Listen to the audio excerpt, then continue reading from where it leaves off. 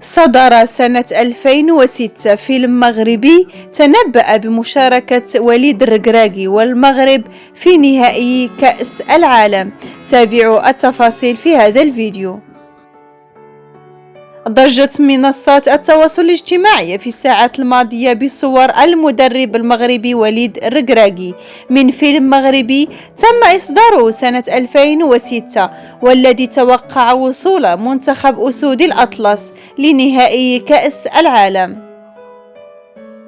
وظهر مدرب المنتخب المغربي وليد الركراكي في مشهد من فيلم انهض يا مغرب لمخرجته المغربية نرجس النجار، والتي تنبأت في فيلمها الشهير ببلوغ المنتخب المغربي نهائي المونديال.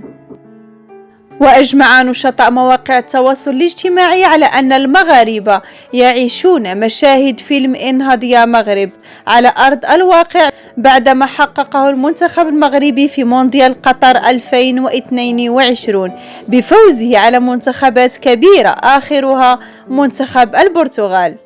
فيلم انهض يا مغرب للمخرجة نرجس النجار تم إصداره سنة 2006 وشارك في بطولته عدد من الوجوه الفنية المغربية من بينها الفنان حسن الصقلي والفنانة راوية والفنانة سهام أسيف.